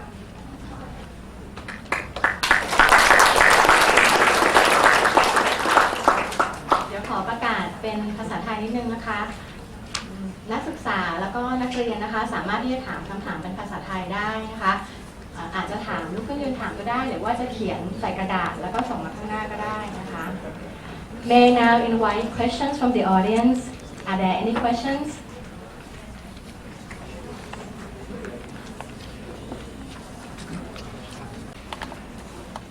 อาจารย์ชิคานโนวานะคะก็ได้กล่าวถึงประวัติของอาจารย์ว่า อาจารย์มาจากประเทศอิสราเอลนะคะซึ่งเป็นประเทศที่สวยงามแล้วก็น่าอยู่มากแต่ยังคงต้องต่อสู้เพื่ออิสรภาพนะคะหรือสันติภาพนะคะแล้วก็มีระบบการศึกษาที่ดีนะคะถึงแม้จะไม่มีทรัพยากรมากนักแต่ก็มีทรัพยากรเป็นเทคโนโลยีนะคะแล้วก็มีผู้รับรางวัลโนเบลอยู่หลายท่านนะคะแล้วอาจารย์ก็ให้กำลังใจว่าประเทศเล็กๆนะคะก็สามารถที่จะทำวิจัยได้เช่นเดียวกันนะคะเพียงแต่ว่าบางครั้งอาจจะต้องมีการทำสวนกระแสบ้างหรือว่ามีความคิดสร้างสรรค์และความเป็นตัวของตัวเองด้วยนะคะหลังจากนั้นอาจารย์ก็ได้เข้าสู่เรื่องของการบรรยายนะคะอาจารย์ก็ได้พูดถึงการค้นพบยาและงานวิจัยทางชีวแพทย์ในศตวรรษที่ 21 นะคะว่าเป็นการปฏิรูปครั้งที่ 3 นะคะอาจารย์ก็ได้เล่าว่าการปฏิรูปครั้งที่ 1 เนี่ยนะคะเป็นเรื่องของความบังเอิญแล้วก็นำไปสู่การค้นพบนะคะและอาจารย์ก็ได้ยกตัวอย่างของยาที่ชื่อแอสไพรินนะคะซึ่งตอนแรกก็ใช้เป็นยาระงับอาการปวดธรรมดานะคะแต่ภายหลังก็ได้มาใช้ในการที่จะไม่ให้เลือดแข็งตัวนะคะเสร็จแล้วก็พูดถึงเรื่องของเพนิซิลลินซึ่งเป็นยาปฏิชีวนะนะคะซึ่งต่อมาก็ได้ช่วยเหลือชีวิตของผู้ป่วยมากมายทีเดียวนะคะในการปฏิรูปครั้งที่ 2นี้อาจารย์ก็ได้เข้าสู่เรื่องของการที่จะมีการออกแบบนะการทดลองมากขึ้นนะคะแต่นะคะยังเป็นเรื่องของการใช้แรงงานในห้องแลบที่จะต้องสกรีนหรือว่าตรวจหานะคะยาจำนวนมากนะคะแล้วก็มาดูซิว่าจะได้นำมาใช้ประโยชน์อย่างไรนะคะอาจารย์ก็ได้ยกตัวอย่างของยาชื่อสตาตินนะคะซึ่งได้ยับยั้งเอนไซม์ในวิถีของการสร้างคอเลสเตอรอลนะคะส่วนการปฏิรูปครั้งที่ 3เนี่ยได้เริ่มต้นตั้งแต่ปี 2000 นะคะก็เกิดในช่วงของการที่จะต้องมีการวางแผนมากขึ้นโดยที่นักวิทยาศาสตร์หรือนักวิจัยเนี่ยจะต้องรู้และเข้าใจกลไกของระบบก่อนนะคะแล้วนำข้อมูลนี้ไปออกแบบยาที่จะนำมาใช้แก้ปัญหาให้ตรงจุดมากขึ้นนะคะโดยที่จะต้องทำงานร่วมกันนะอาจารย์ก็ได้เน้นว่านะคะการทำงานร่วมกันระหว่างสาขาต่างๆนะคะก็จะทำให้ได้ผลลัพธ์ที่ดีแล้วก็รวดเร็วนะคะหลังจากนั้นก็ได้พูดถึงว่าในช่วงเวลาต่อมานี้นะคะสารพันธุกรรมหรือว่า DNA เนี่ยก็ได้ถูกนำมาใช้แก้ไขความบกพร่องนะคะในร่างกายของเราเนี่ยที่นำไปสู่อาการเจ็บป่วยนะคะแต่อย่างไรก็ตามในช่วงของศตวรรษที่เป็น 2000 เนี่ยนะคะปี 2000 เนี่ยนะคะก็ยังจะเป็นลักษณะของการรักษาที่แบ่งเป็นกลุ่มนะอาจารย์ก็เลยยกตัวอย่างว่าจะมีเหมือนกับเสื้อผ้านะคะมีไซส์ small medium large หรือว่าเล็กกลางใหญ่นะคะยังเรียกว่าเป็นกลุ่มอยู่แต่ในอนาคตนี้นะคะก็จะเข้าสู่กลุ่มเป้าหมายมากขึ้นนะคะเนื่องจากว่าคนเราถึงแม้ว่าจะเป็นมนุษย์เหมือนกันแต่ก็จะมีความแตกต่างในระดับพันธุกรรมนะคะถึงแม้ว่าจะเป็นตัวของเซลล์มะเร็งเองนะคะต่างชนิดกันก็อาจจะตอบสนองต่อยาไม่เหมือนกันได้นะคะสุดท้ายนะคะอาจารย์ก็ได้ทิ้งท้ายเอาไว้ว่านะคะในปัจจุบันนี้เราทราบจีโนมของมนุษย์แล้วนะคะแล้วก็ทำให้การค้นพบยาต่างๆเนี่ยนะคะทำได้อย่างรวดเร็วมากขึ้นทีเดียวแต่นะคะก็มีสิ่งหนึ่งที่อาจารย์ฝากไว้ให้พวกเราคิดว่าในอนาคตนะคะที่ข้อมูลทางพันธุกรรมเนี่ยจะได้รับได้ง่ายมากขึ้นเนี่ยนะคะเราเองเนี่ยอยากจะบอกไหมอยากจะให้ศัลยแพทย์หรือว่านายแพทย์ต่างๆเนี่ยทราบข้อมูลทางพันธุกรรมของเราหมดเลยไหมนะคะแล้วมันจะมีความปลอดภัยแค่ไหนนะคะในเรื่องของการมีความปลอดภัยนะคะในเรื่องของความเป็นเอกลักษณ์ของเรานะคะว่าจะอยากรู้ไหมนะคะแล้วอย่างหนึ่งก็คืออาจารย์ได้ยกตัวอย่างเรื่องของการถ่ายโอนอวัยวะว่าเราอยากจะรู้ไหมว่าเราจะมีข้อมูลทางพันธุกรรมที่จะเหมือนกับอีกคนนึงหรือเปล่าสุดท้ายแล้วนะคะอาจารย์ก็ได้ฝากเอาไว้ว่านะคะก็ให้พวกเราเนี่ยช่วยกันทำงานวิจัยนะคะเพื่อที่จะนำไปสู่การค้นพบสิ่งใหม่ๆนะคะแล้วก็เพื่อเป็นประโยชน์ต่อสังคมต่อไปค่ะ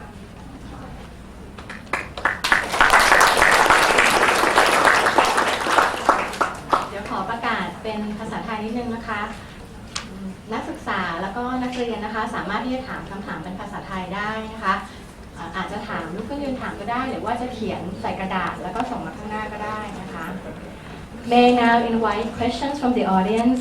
Are there any questions?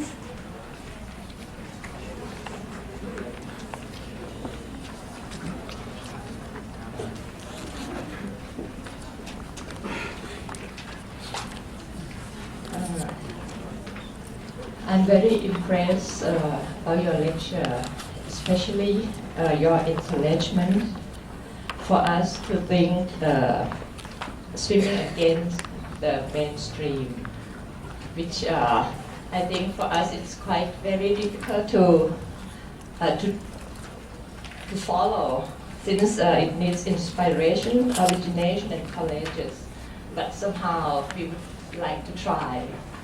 And my question is, you talk about the third revolution and explain us about tailor-made drug and drug discovery.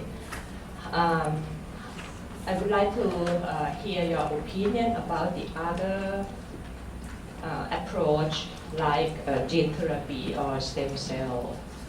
What do you think about the other two approaches? Yeah, gene therapy will need the same tools, because in order to understand what woman A has that woman B doesn't have, she has 1 or 2 or 3 genes that are defective. In order to do gene therapy, I will need to identify the genes anyway. So gene therapy will fall into the same category. I will need to go through DNA sequences. So gene therapy will be just another one, but instead of doing drug therapy, I will instead of doing drug therapy for the disease gene, I will have somehow to inactivate the disease gene and maybe to replace it with a dominant normal gene. Again, I don't want to go into details because it will be case dependent. Whether the mutated gene will be dominant or recessive, how many alleles are inactivated, I don't want to go into this. Stem cell is a very interesting approach. Stem cell says, let's forget about everything else. Let's say if I have Parkinson, and in Parkinson's disease I lose dopaminergic neurons in my substantia nigra, or in Alzheimer's disease I lose these cells, let's replace them with healthy cells. Let's forget about this one. I don't care about genes, I don't care about proteins, I don't care about molecules. I'm going to whole cell therapy. This is something that obviously we should go for, and we are going for. There was some ethical problems with embryonic stem cells, as you know. This pushed people to look more into what we call adult stem cells. And then I think that the problem is not solved, but there was a major progress made by Shinya Nakayama, the very famous young Japanese scientist from the University of Kyoto, that found that you can take adult cells, skin cells, and by 4 genes, MYC and some other one, and activin, and you can, and KIT, I think, there were 4 of them, I don't remember the 4th. You can take adult, well-differentiated cells and push them back to become pluripotent embryonic stem cells. It's called IPS, or induced pluripotent stem cells. And you can take these pluripotent stem cells and make them back, force them to differentiate to cells, brain cells, and so on and so forth. I think that, you know, in medicine, we're trying everything. We're trying everything. I think that the stem cell will respond, the stem cell therapy will respond to certain diseases, not to all of them. It will respond to Parkinson. It will respond to diabetes.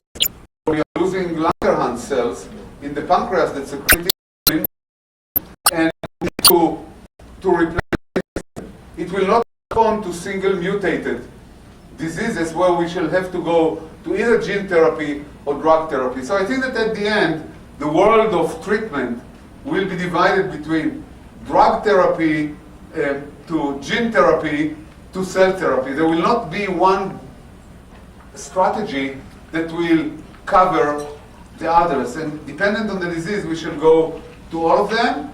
With stem cell, I don't see any problems, because stem cell, in my opinion, it's a solution, but it's a non-intelligent solution in the sense that it doesn't go into the mechanism. I said, okay, in Parkinson's cells, I lose cells, let's replace them with new ones, let's inject new ones. And I don't care about the mechanism of Parkinson. So in that sense, it's a necessary approach and a very sophisticated one, but it's not mechanistic approach. I wanted to point out in my talk only on one approach, and mostly I wanted to point out that with the good also comes the bad. So that we shall be aware of it, that there are no free lunches in the world of science and in the world at large. You don't eat for free anything.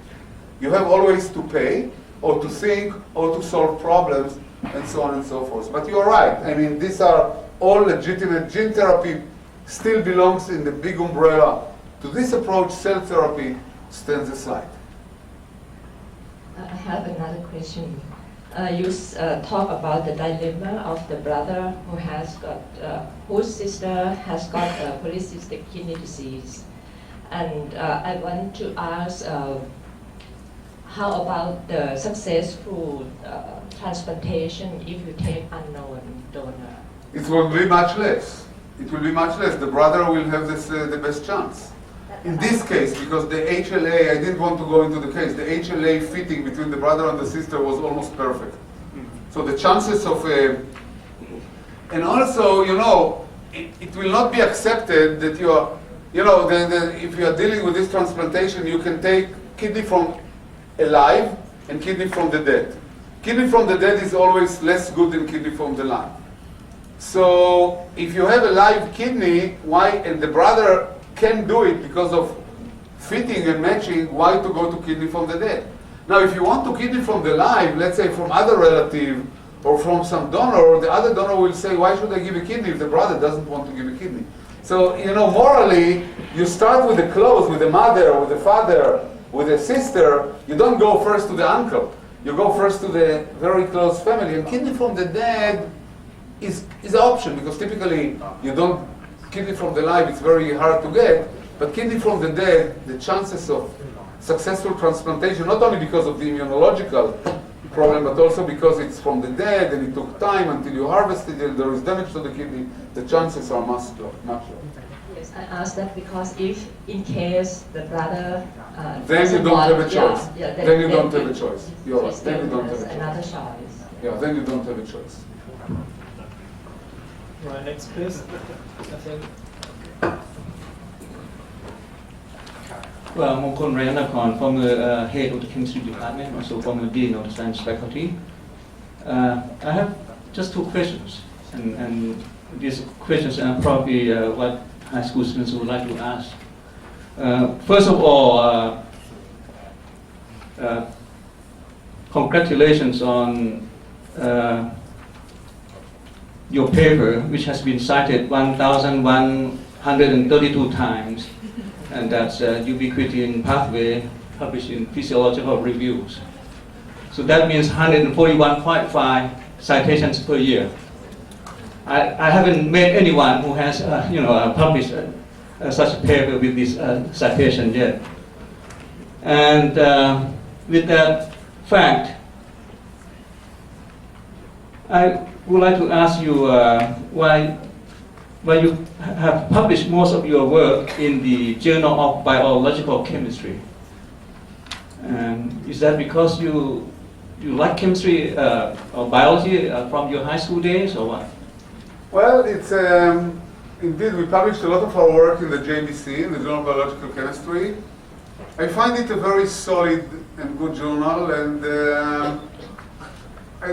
I myself, I'm not a big, for those of you who are living academic life, I'm not a big worshipper of high impact factor journal like Nature and Science.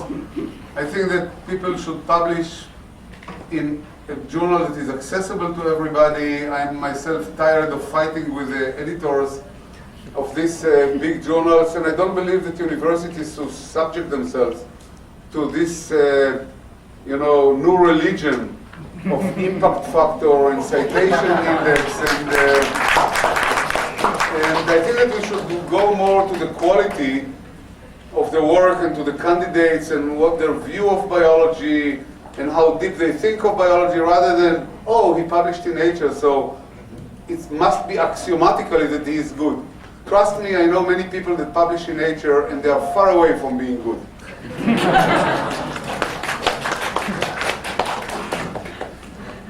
Well, we noticed that you have given an interview to a very small journal, that's BBRC, right? Yeah. What you just told us a few minutes ago, you emphasized that high impact factor journals are not all that important. And the first paper that you published on your ubiquity in system appeared in this journal. But the second point that high school students would like to know is the article published in journal of visualized experiments. You don't have access to that journal. The title of your paper is the 2008 Lindau Nobel Laureate Meeting. What is it all about? Could you tell us about this? Yeah. First of all, to your first point, yeah, this is true. I recently wrote a review to a very low impact factor journal, BBRC, where we published our first paper, which I thought was probably the best paper we ever published. And I thought to pay tribute to the journal, like coming back, like nowadays you are celebrating the Loire Raton, you know, you are paying tribute to the water. I thought to pay tribute back to the journal that took our first paper, though it was very low impact factor.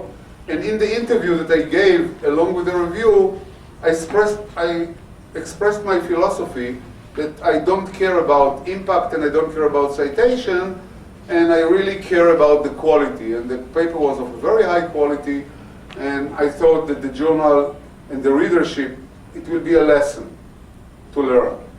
The other journal that you mentioned, it's an online journal. I think that you can get it online. It's not published. You can just, I think that there is a free access. If not, I can arrange for you an entry to it. This was a review, an interview, again on my philosophy of life and the Nobel Prize. Every year there is a meeting in Germany, in southern Germany, on Lake Constance, which is in the border between Switzerland, Austria, and Germany, where Nobel laureates are coming from different fields, one from chemistry, from physics, from medicine, and they meet students. I met also several Thai students there. I don't remember meeting people from Chiang Mai, but I certainly remember people from Mahidol. So you should fight on the place of your university, sending students from Chiang Mai, rather than let the big people in Bangkok control the scene. And students are coming from all over the world. About 800 or 900 students are coming from more than 70 countries. And they come to meet Nobel laureates, and it's very intimate. You just talk to them, you know, during lunchtime. And so in the morning there are lectures, and in the afternoon the students are registered to talk to one of the Nobel laureates or to two. And it's about career development and how you choose your career, and about mentorship, and about international collaboration. And it's very, for the students, it's extremely inspiring. They learn to know that Nobel laureates are human beings that worked in the lab, and they achieved something. At the time that they achieved it, they even didn't realize that it's all important. It's only in retrospect view that it turned out to be important, and it's all possible. I mean, the chances are, I wouldn't say equal, you have to be in the right time, in the right place, but the chances of success, let's forget about Nobel Prize, success in science are equal. You just have to drive yourself into the system, and you have to be ambitious in a positive way. And for the students, I get letters afterwards, hundreds of letters of the students that I meet, how important it was for them, and that we are serving as role models, and it was nice to meet, and then more questions are coming. Within this meeting, this online journal, it's only an online electronic journal. They don't show up in paper. And this journal is not about science, it's about on science, how to make science, what it is to be in science. It's a very interesting journal that has, they interviewed me, so if you open the site and I can send it to you, you will see me talking. It's not a paper. It's all kinds of interviews and views and so on and so forth. So it's very interesting. Try the link. I think that they are still going free. If not, I'll ask them and they will send it to you. What is that link? Yes. What is that link? Could we check that? I don't have it offhand. I can just look, and if somebody will give me, maybe the Dean of Sciences will give me his card, I will send it and make sure that you can open it here. Obviously, I cannot remember the link. I can hardly remember the link of my own university.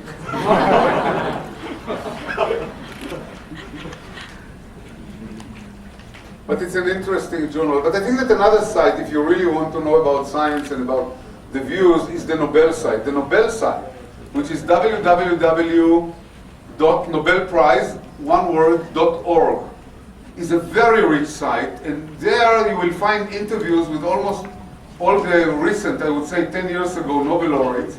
There are about 100 or 150 extensive interviews, besides the biographies and and that you learned, and there are really live interviews about mentorship and success and timing, and I myself read it. There are many interesting sections. In a month from now, well, in 2 months from now, you'll have another Nobel laureate who is a good friend of mine, David Gross from the Kavli Institute, I think in Irvine, University of California in Irvine or Santa Barbara, UC Santa Barbara. And David is an excellent, not only excellent speaker, but an unbelievable thinker. And he has also his own view. We share some of our views together about knowledge and so on. So if you go to the Nobel site and follow David, you will see that he was the one that delivered the banquet speech. In the Nobel ceremony in Stockholm, there is a banquet speech in which a representative of each category of prizes, physics, medicine, chemistry, literature, gives a 5-minute speech.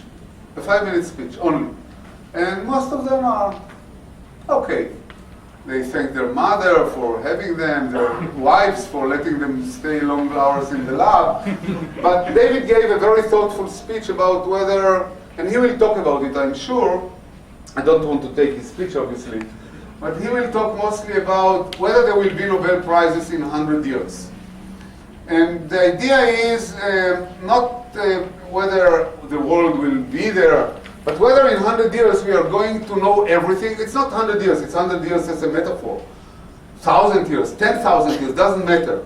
Whether there will be an end to the Nobel Prize in the sense that one day we shall know everything, and people will not be able to discover new things, and therefore there will be no reason. And he said that it's the opposite. If the world should behave properly, in 10 years we shall have 100 Nobel Prizes, and in 100 years we shall have 1,000,000 Nobel Prizes, because for each piece of knowledge that we uncover, there are 20 more questions that are coming up. Which is not a simple idea to conceptualize. How is it that the more we know not? This is not an easy philosophical idea, but nevertheless it's true.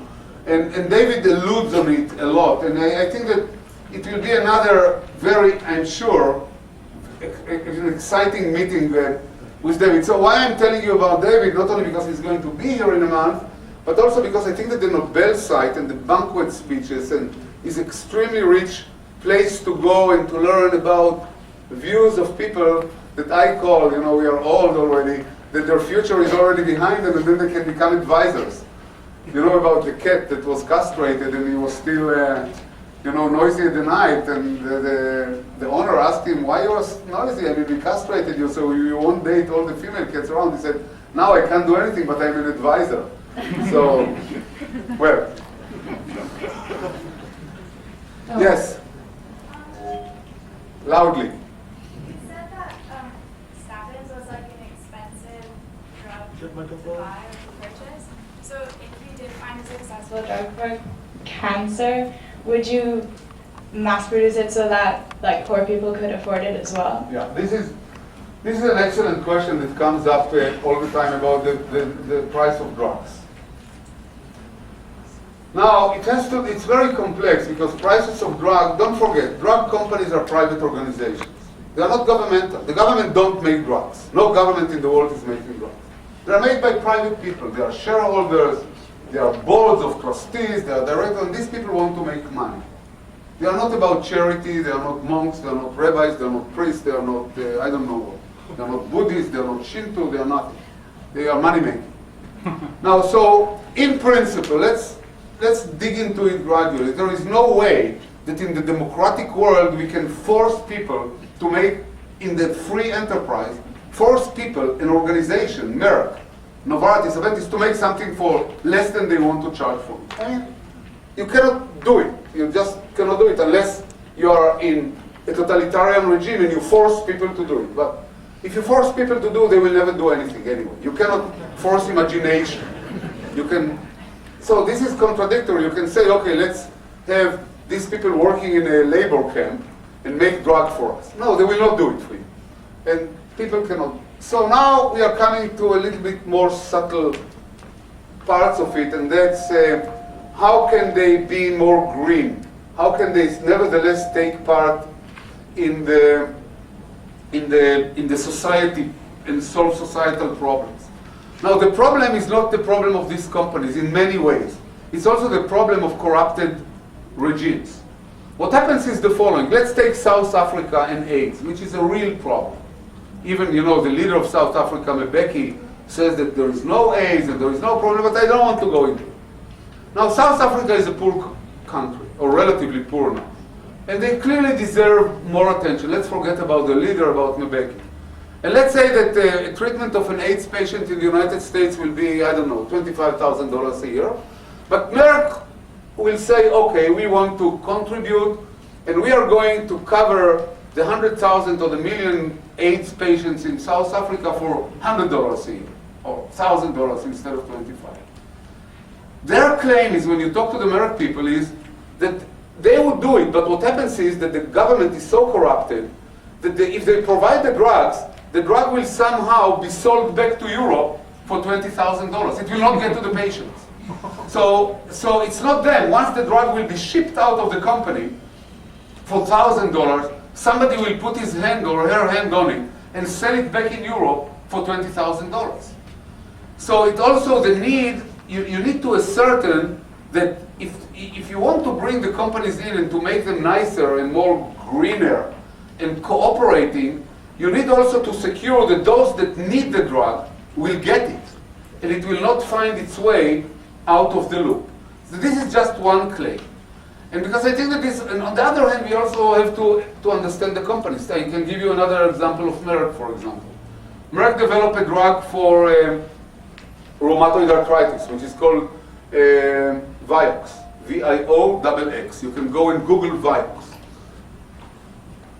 And Vioxx was a multi-billion-dollar promising drug. And then it turned out that the clinical experiment that Merck did with Vioxx were not followed up strictly, and some of the patients got heart attacks.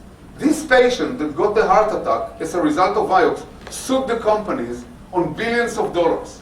And Merck had to take the drug out of the shelf. I think that it was just a panicking reaction. I don't want to go into it. But Merck had to remove the drug a year after they put it on the market, on the shelf.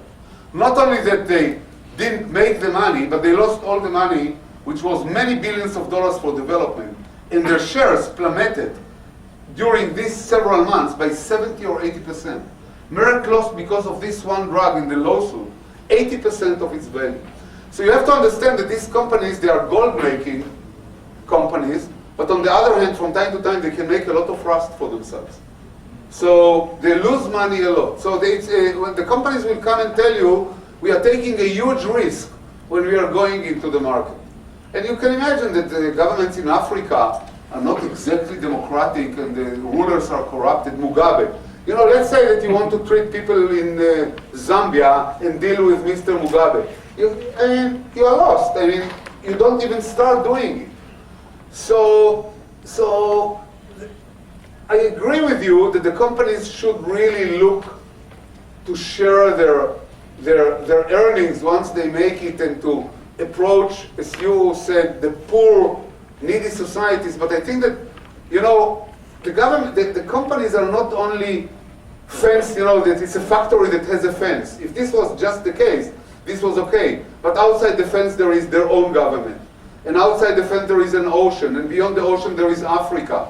And so there are many forces that need to collaborate and cooperate in order to secure that the channel and the events will proceed in a successive manner, so the end of the chain will get to where it should get. So you see, it's much more complicated than just, you know, the bad guys and the good poor guys. It's not that simple. But at the end, we need to put everybody into this problem to cooperate. Right, we have got 4 questions written. 4 questions, wow. So let's one, I think let's take the 4 and end with it. Funny question. I read it through straightforward, and one, I think, related with what you did. The first one is medicine companies make huge profits from having monopolized the market. Do you think that we will see a day when the people who need those drugs most will have access to cheaper drugs? This is easy question because I just answered Yeah, it. So we can go to the second one. Yeah. And the second one is, how did you feel when you received the Nobel Prize for Chemistry? Well, you can imagine that I felt very good. And I still feel very good. You look happy. You travel the world and you meet interesting people. I think that let's elaborate on this one more, give one more sentence. Life is not about prizes at the end. I mean, I don't get up every morning and say, well, I have a Nobel Prize, and then life is about sharing, it's about communication between people. And the Nobel Prize opens gates, but on the other hand, it opens good gates if you know to use them. So look at this organization, the Peace Organization, the Bridges on Peace. They take the Nobel laureates and they bring them to talk to other people, to expose other cultures to this, and to start and share and communicate and talk, which is really wonderful. So I think that if you use it rightly, you know, I'm not getting every morning and say, okay, I have a Nobel Prize, and then I sit and putting a wreath on my head. I work, I travel a lot, I have a group, but I try to use it in a positive way, educational. In Israel, I do a lot of education. I go to schools, to high schools, to elementary schools, to universities. I teach teachers, biology teachers. I talk a lot to biology teachers. So you try to leverage it and to use it. So I think that the prize gives you recognition, and if you know how to use the recognition, then you can leverage it and expand it and amplify it. The idea is about amplification, and rather than keeping it for yourself, be happy, take the $1 million or whatever, put it in the bank, make nice interest. I mean, so the idea is really to amplify it for the good. Right. Third question. Yeah. Before you got that prize, there are two questions. What was the best advice ever given to you in your career? And another one is, what's an important tip for your success? What was the third one? The third question, the What previous was the one. best advice ever given to you in your career? Oh, the best advice that I was given, and then the tip. Well, we can combine the two. There is no advice. There are no life. You know it. I mean, I'm talking to people that are well experienced. I'm not any more experienced than you are. Life is not about sharp turns. There are no. You must be extremely lucky to. I've never had in life a eureka moment. I never had the moment that I said, wow, that's it, finished. We know everything. It's about hard work.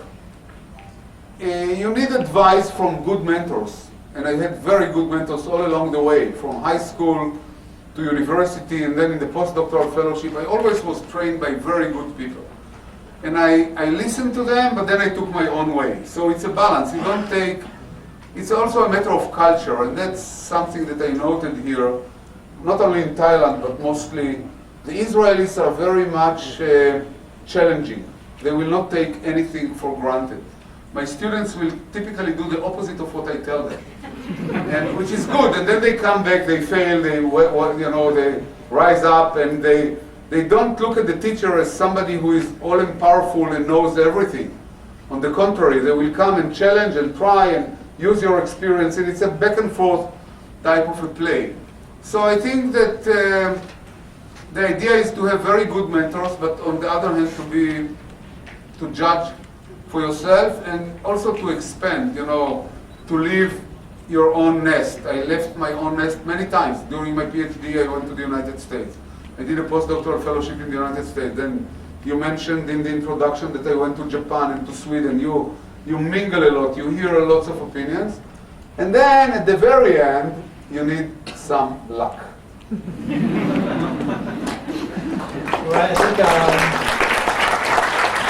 if anyone has got any questions, we can talk about it later during the coffee break. And may I now invite the Dean of the Faculty of Science, Associate Professor Dr. Sampan Ciechanover, to say a few words of appreciation for Professor Ciechanover's lecture.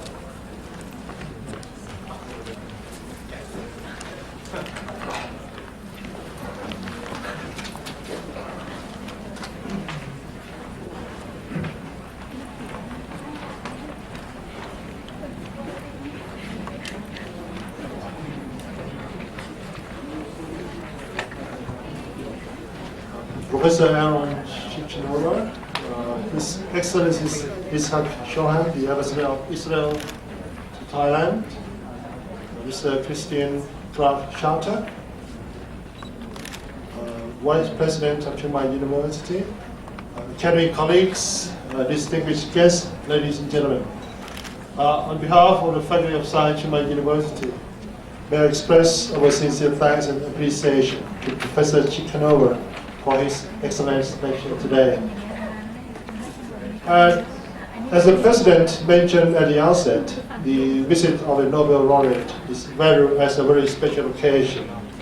And we are indebted not only to Professor Ciechanover, but also to the International Peace Foundation and Thai Airways International for making today's event possible.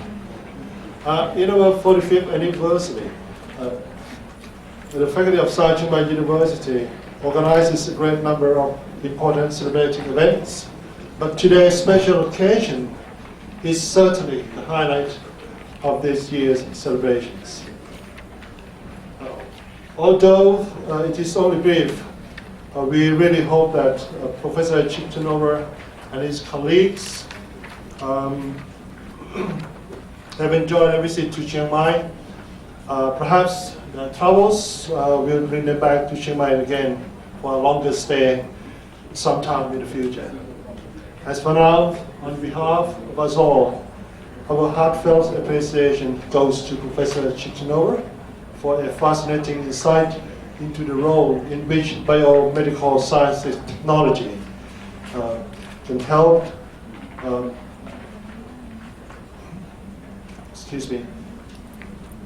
benefiting our society and improving our quality of life. Professor Ciechanover, it was a great pleasure and a privilege to listen to your talk, which is the first in this series of Nobel laureate science lectures. And lastly, I would like to thank all the audience for your attention. Thank you.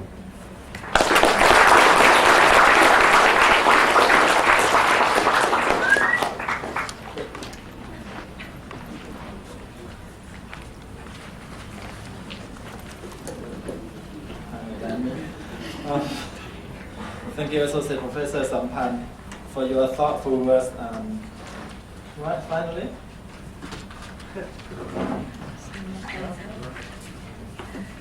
Finally, to bring this afternoon's proceedings to a close, it just remains for me to thank Professor Ciechanover for having graced this occasion with his lecture and to wish him a happy stay for the remainder of his visit here to Thailand.